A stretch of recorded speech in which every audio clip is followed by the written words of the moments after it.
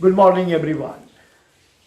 Today we are going to talk about little different subject, a kind of social subject, but very significant, very vital subject. Title of the subject is Four P's of Parenting. What are the most important elements? What are the most important P's in parenting? Fortunately or unfortunately, people become parents, we become parents without any kind of preparation. We don't attend any kind of school, college, alma mater, university, training school, tuition classes, nowhere we attend to go and to learn how to be best caring and sharing parents.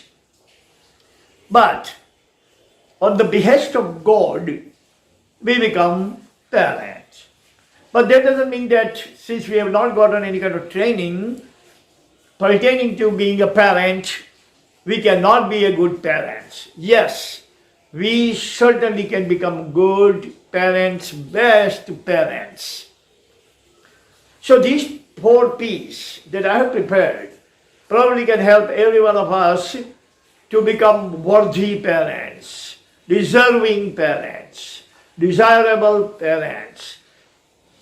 And as such, family matters. Parents and progeny both can live together harmoniously, live together in a home just like heaven. These four P's are, first is patience. Number two, politeness. Number three is prodigality. Number four is protection. Patience, politeness, prodigality, and protection. All these four elements, all these four factors must be hailing from parents. Not parent, but parents. Unfortunately, whenever we talk about parenting, we usually imagine that parenting means only mom.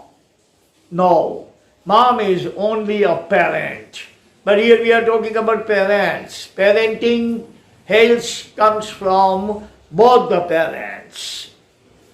As a matter of fact, Sigmund Freud has written one of his best books titled Father and Child Care. Not mother and child care, father and child care.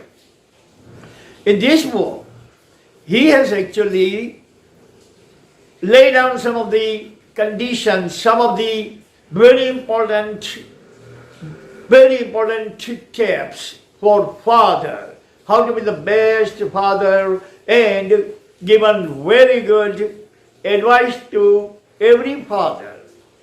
Then don't you ever think the mother is only the parent responsible for child care or responsible for parenting. But father and mother both are equally responsible for parenting. So we are going to move to our first point, patience. Both the parents must be very patient, because parenting is not something we can do it in haste or hurry. Parenting is very vital, very pivotal, very careful, caring and sharing role. It is like, someone is saying, cooking like a small fish. You have to cook it very, very gently, very tenderly. Parenting is also the same way. Every child, every baby, every infant needs TLC, tender loving care. It is the tender loving care coming from both the parents. Raises the kids. Nurturing of the kids is not something just to feeding the kids, but love, affection, sentiment, smile, caring, sharing, caressing, every single thing is blended in one word that is called parenting. So parents have both the parents have to be very, very patient. It takes long time for kid to be 16 years old, and when child is 16 years old, male child or female child, X or Y, then and then they are autonomous, they are independent, they are self-sufficient. Now they need parents but don't need parents as much as they needed during their first 16 years. So you have to be very patient, parents have to be very patient for at least 16 years and let the kids grow in front of their eyes. It needs patience, it needs forbearance, it needs tolerance, it needs loss of placebo, loss of love and affection. Most importantly, parenting needs positive thinking. Parents would think that my child is going to grow up tomorrow, they're going to go to school, going to go to college, she's going to work somewhere as a banker, as a professor, as a lawyer, as a judge. This kind of positive thinking, placebo impact, can actually provide a kind of adrenaline, boost of adrenaline to parents to look forward for the child to grow up. But impatient parents can destroy children psychologically, neurologically, mentally, physiologically, sociologically, every which way. Number two is politeness. Parents must be polite. Most of the parents that I have seen in my life and I see around us in the society, they are Spartan parents. I'm your father, I'm your mom, how dare you this and how dare you that. You have to do what I said, you have to emulate me, you have to obey me, obey my order. Now you are parents. You are not a jailer, you are a parent. And the parents should always be polite with the kids, love and affection, tender loving care, a kind of friendship. Even Gita has said, when your son or daughter, 16 years old, treat them like your friend. Don't treat them like your subordinate kids that you can scream and shout and yell at them and order them around. And every time you are treating them like you are a jailer and they are convicts. No. Politeness goes all the way. Politeness goes a long way. Politeness will create a kind of hobnobby, kind of harmonious relation with them.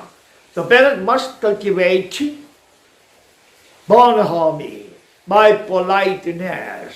Be friend. Talk with each other. Laugh with each other. Joke to each other. Watch movies together. Discuss about all kinds of problems and solutions together.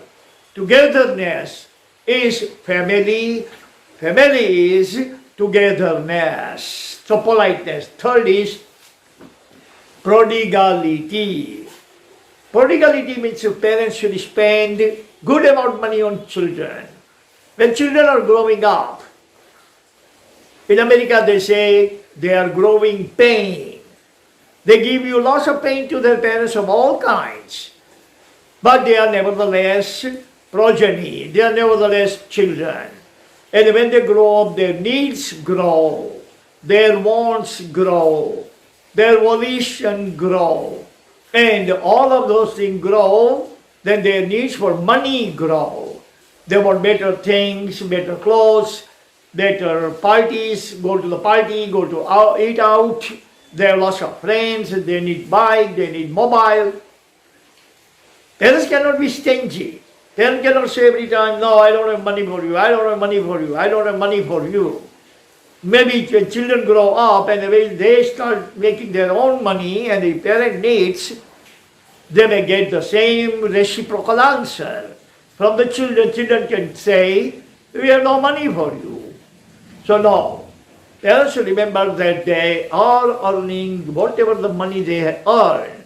They are earning for their kids, upbringing, their kids nurturing. And the nurturing doesn't come cheap. Nurturing is very expensive, and every parent has to focus upon the needs and the wants, desires and volition of their kids. They have dreams, and the parents have to fulfill their dreams. They have desires, and the parents have to fulfill those desires. They have lots of things to do because they are young, they are millennial, they are 16, 17. And if parents are going to refuse them, these kids are going to think that where else to go. If parents are not going to support us, if parents are not going to fulfill our dreams, where should we go to get our dreams fulfilled? Fourth is protection. Parents are the biggest protection or protecting family members in the family. Parents have to provide all kinds of protection to their progeny. Protection from very first day to the time their kids are all able, capable, and viable for themselves. Parents have to protect them from all kinds of maladies, all kinds of problems, all kinds of social problems, all kinds of existential grievances, all kinds of maladies, anything. Anything, if they have a problem in education, parents must be there to protect them from those problems. If they have any kind of problem in the society, parents must be there to safeguard them, protect them from those social problems. If there are any kind of problem in their life, means existential problems, parents are there.